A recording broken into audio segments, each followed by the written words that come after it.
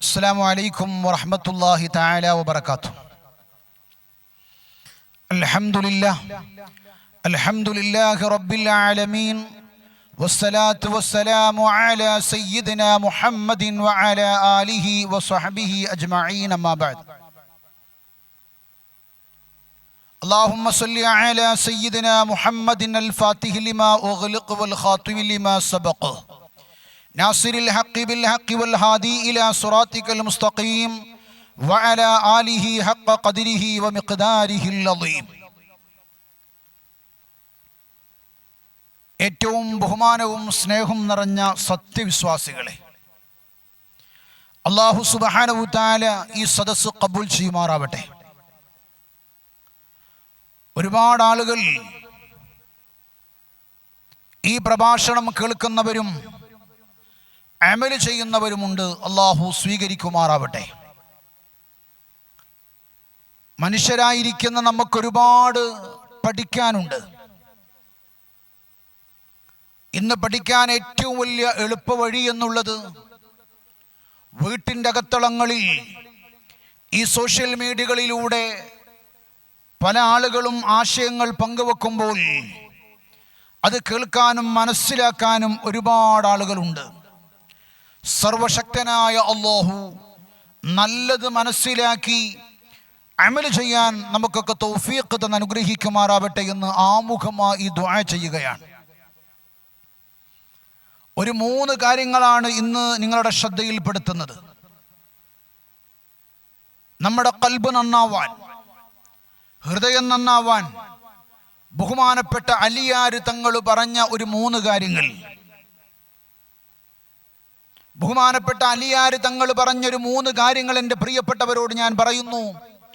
ഒന്നാമത്തത് അൽ അമലു ബിത്തൻസീൽ, വിശുദ്ധമായ ഖുർആൻ കൊണ്ട് അമൽ ചെയ്യുക.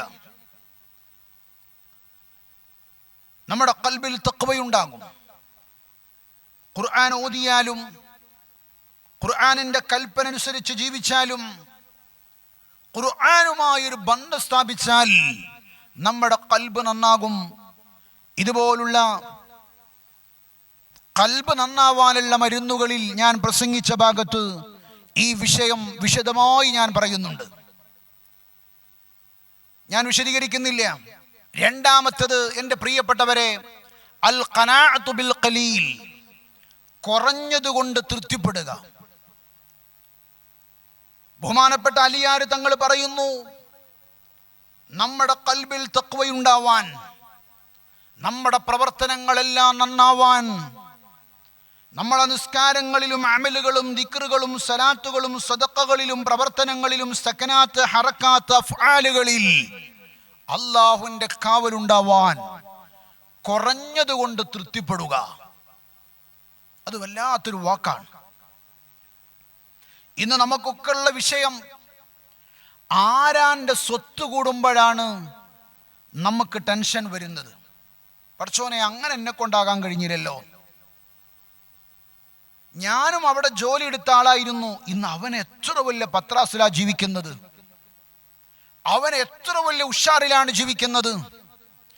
അത് ചിന്തിച്ചുകൊണ്ടാണ് നമ്മൾ ടെൻഷനാകുന്നത്, രോഗിയാകുന്നത്. നമ്മൾ എപ്പോഴും ചിന്തിക്കേണ്ടത്, പടച്ചോനെ, അല്ലാഹു നമുക്ക് തന്ന നേട്ടം, നമ്മുടെ ശരീരങ്ങൾ. ഇന്നലെ എന്നോടൊരാൾ സംസാരിച്ചു, 11 ലക്ഷം രൂപ വേണം. എന്ത് ചെയ്യാനാണ്? എൻ്റെ തലച്ചോറിൻ്റെ ബാറ്ററി മാറ്റിവെക്കാൻ. നിങ്ങൾ ആലോചിച്ച് നോക്കി, എൻ്റെ തലച്ചോറിൻ്റെ ബാറ്ററി മാറ്റിവെക്കാൻ 11 ലക്ഷം രൂപ വേണം. അയാളുടെ തലച്ചോർ വർക്ക് ചെയ്യുന്നത് കമ്പ്യൂട്ടറിലാണ്, പ്രോഗ്രാം കയറ്റിയിട്ടാണ്. 3-4 ഹോസ്പിറ്റലുകളിൽ പോയി സർജറി നടത്തി. ഓരോരോ ഹോസ്പിറ്റലിൽ നിന്നും അയാൾക്ക് ഉതകിയ പ്രോഗ്രാമുകൾ കയറ്റി അത് വർക്ക് ചെയ്യാൻ വേണ്ടിയിട്ട് 11 ലക്ഷം രൂപയുടെ ബാറ്ററി മാറ്റാണ്. ആദ്യം ചെയ്തു, പിന്നീട് അയാളുടെ ബാറ്ററി മാറ്റാനായിട്ടുണ്ട്. നിങ്ങൾ ആലോചിച്ച് നോക്കി. അപ്പൊ നമ്മൾ പറയേണ്ട അൽഹംദുലില്ലാ. മെഡിക്കൽ കോളേജുകളുടെ വരാന്തകളിലൂടെ ഇങ്ങനെ പോകുമ്പോൾ അറിയാതെ നമ്മൾ പറഞ്ഞു പോകും. അൽഹംദുലില്ലാഹ്, അള്ളാഹു നമുക്ക് തന്ന തൗഫീഖ് വലുതാണ്. എൻ്റെ പ്രിയപ്പെട്ട ഉമ്മമാരെ, രക്ഷിതാക്കളെ, രാവിലെ എണീറ്റുകൊണ്ട് ജോലിക്ക് പോകാൻ നമുക്ക് കഴിയുന്നുണ്ടോ? നമ്മുടെ പ്രവർത്തനങ്ങൾ സ്വന്തമായി നമുക്ക് ചെയ്യാൻ കഴിയുന്നുണ്ടോ? എന്നാൽ നമ്മൾ ഭാഗ്യവാന്മാരാണ്. നമ്മൾ ഒരിക്കലും ടെൻഷൻ ആവരുത്. അള്ളാഹു എന്താണോ തരുന്നത് അത് മാത്രം തൃപ്തിയോടുകൂടെ വാങ്ങി പ്രവർത്തിക്കുമ്പോഴാണ് അതിൽ ബർക്കത്തുണ്ടാകും. എൻ്റെ പ്രിയപ്പെട്ടവരെ, അള്ളാഹു നമുക്ക് വിധിച്ചത് നമ്മളെ വീട്ടിൻ്റെ ഉള്ളറയിൽ അള്ളാഹു കൊടുന്നു തരും. ഒരാൾക്കും അത് തട്ടിമാറ്റാൻ കഴിയില്ല. ഒരു ചരിത്രം എൻ്റെ പ്രിയപ്പെട്ടവരോട് പറയട്ടെ. ഒരു പാവപ്പെട്ട മനുഷ്യനിങ്ങനെ നടന്നു പോകുമ്പോൾ ആ മനുഷ്യനതാ പള്ളിയിലേക്ക് അങ്ങ് കയറുന്നു. പള്ളിക്കാരനോട് ചോദിക്കുന്നു, ഞാൻ ഇവിടെ കിടന്നിട്ട് രാവിലെ പോയിക്കോളാം. ആ മനുഷ്യൻ പറയുന്നു, ഇവിടെ കിടക്കാൻ അനുവദിക്കില്ല. അയാൾ പുറത്തേക്കിറങ്ങിയിട്ട് 4 ഭാഗത്തേക്ക് നോക്കിയപ്പോൾ അതാ ഒരു വെളിച്ചം കാണുന്നു.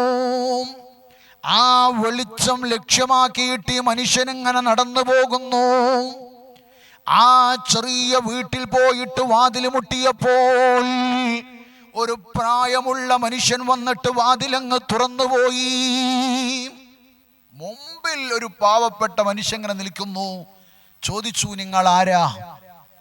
അയാൾ പറഞ്ഞു, ഞാനൊരു മുസാഫിറാണ്, വഴിയാത്രക്കാരനാണ്, കിലോമീറ്ററുകളോളം താണ്ടി വരിക. ഞാനിവിടെ കിടന്നിട്ട് രാവിലെ പോയിക്കോളാം. കെടുക്കാനുള്ള അനുമതി കൊടുത്തു. വീട്ടിൻ്റെ അകത്തളങ്ങളിലേക്ക് കയറി അംഗശുദ്ധി വരുത്തി അയാൾ നിസ്കാരത്തിലേക്ക് തയ്യാറായി. ആ മനുഷ്യനിങ്ങനെ നിസ്കാരം തുടരുകയാണ്. പാതിരാ സമയത്ത് നിസ്കാരം അവസാനിപ്പിക്കുമ്പോൾ അടുത്ത റൂമിൽ നിന്ന് വീട്ടുകാരൻ ചൊല്ലുന്ന അസ്തഗ്ഫിറുല്ലാഹൽ അദീം. എന്നിട്ട് അയാൾ ഇങ്ങനെ ദുആരക്കുന്നു, അല്ലാഹ്, ഞാൻ കാണാൻ കൊതിച്ചിരിക്കുന്ന ഒരു മനുഷ്യനെ എൻ്റെ മുമ്പിലേക്ക് എത്തിച്ചു തരണം അല്ലാഹ്.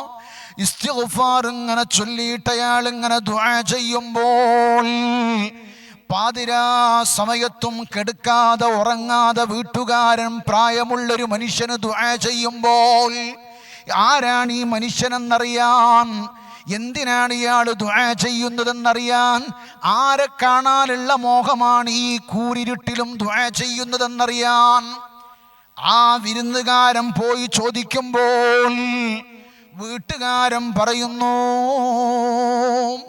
അല്ലാഹു ദുനിയാവിലുള്ള ആഗ്രഹങ്ങളെല്ലാം സഫലീകരിച്ചു തന്നിട്ടുണ്ട്. ഇനി ഒരൊറ്റ ആഗ്രഹമാണുള്ളത്.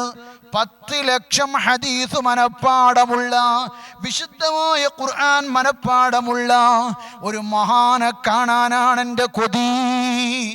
പക്ഷേ കിലോമീറ്ററുകളോളം താണ്ടിപ്പോവണം അയാളെ വീട്ടിലേക്ക്, നാട്ടിലേക്ക്. അതൊരിക്കലും എന്നെ കൊണ്ട് സാധിക്കില്ല. എന്നാലും അല്ലാഹുവിനോട് ഞാൻ ഇങ്ങനെ ദുആ ചെയ്യുന്നു. ഇസ്തിഗ്ഫാർ ചൊല്ലിയിട്ട് ഞാൻ ഇങ്ങനെ ദുആർക്കുക. പെരക്കാരനോട് ചോദിച്ചു, അതാരാ? അത് ആരാ? ആ വീട്ടുകാരൻ പറയുന്നു, അത് അഹ്മദ് ബിൻ ഹംബൽ ഷൈബാനി തങ്ങളാണ്. അയാളെ കാണാൻ വേണ്ടിയിട്ടാണ് ഞാൻ ദുആ ചെയ്യുന്നത്. അയാളൊന്ന് കണ്ടിട്ട് അയാളെ നെറ്റിത്തടത്തിൽ ഒന്നൊന്നുമ്മ വെച്ചിട്ട് അയാൾക്ക് വേണ്ടിയിട്ടൊന്ന് പ്രാർത്ഥിച്ചുകൊണ്ട് കെട്ടിപ്പിടിച്ചിട്ട് മരിക്കാനാണ് എൻ്റെ കൊതി. വീട്ടുകാരൻ്റെ ഈ മറുപടി കിട്ടിയപ്പോ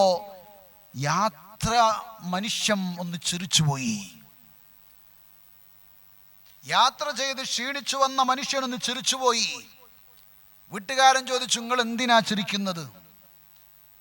ആ സമയത്തെൻ്റെ പ്രിയപ്പെട്ട ഉമ്മ, എൻ്റെ പ്രിയപ്പെട്ട രക്ഷിതാക്കളെ, ആ മനുഷ്യനോട് ആ യാത്രക്കാരൻ പറഞ്ഞു കൊടുക്കുന്നു, നിങ്ങൾ അല്ലാഹുവിനോട് ദുആ ചെയ്തിട്ട് പൊട്ടിക്കരഞ്ഞിട്ട് ദുആ ചെയ്യുന്ന മനുഷ്യനുണ്ടല്ലോ, അഹ്മദ് ബിൻ ഹംബൽ ഷൈബാനി തങ്ങൾ ഞാനാ.